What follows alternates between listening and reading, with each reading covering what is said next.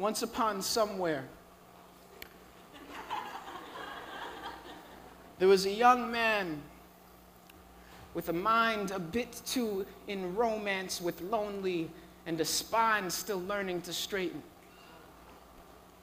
I write things down for a living. I spend my days either pissed off at gravity or amazed at the fact that 7 billion people are breathing as we speak. I do things like this, and you call me an artist.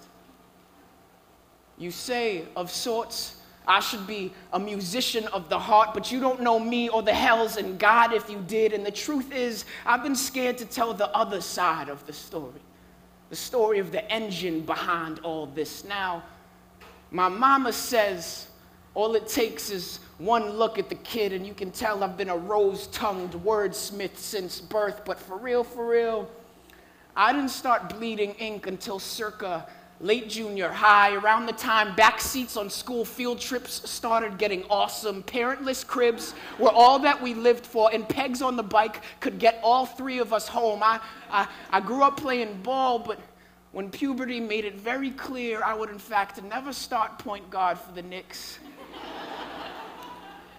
I traded in my Nikes to ramble about flowers and pretty girls and shit. It was different back then. Back when it was just that pen in my teenage rebellion. Every stage seemed like a mountain, and every poem opened its own Alcatraz of Ballons. By high school, things in my ribcage began demanding refuge, and it wasn't just writing anymore. They weren't just poems. It was my best proof of God, a bed for my misunderstood, a glimpse of sin and salvation in the same second.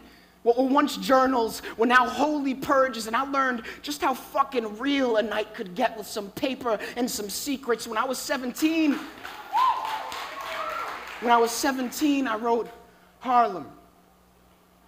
It was for you.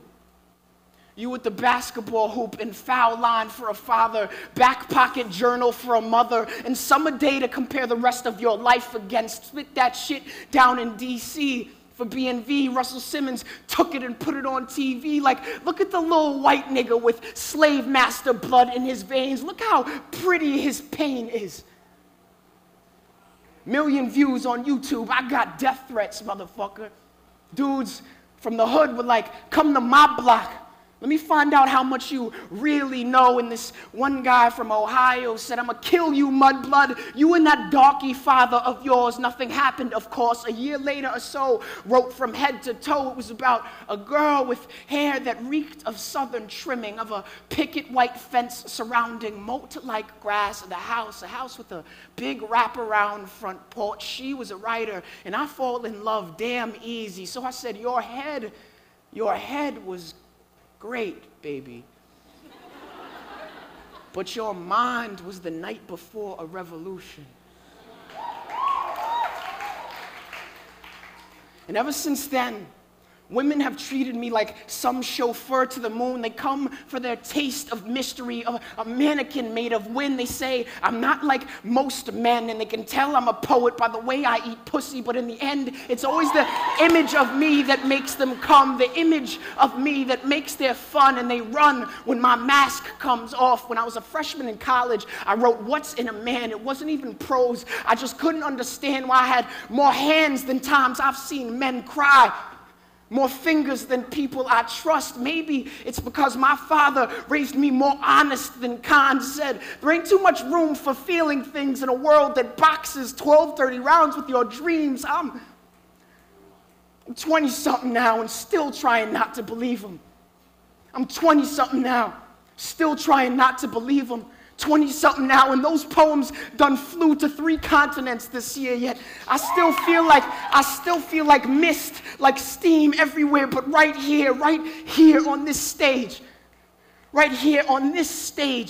is where I spill my guts under these bright lights. I can't be touched. Right here is why folks from home don't talk to me that much. Right here is why me and Belle broke up. Right here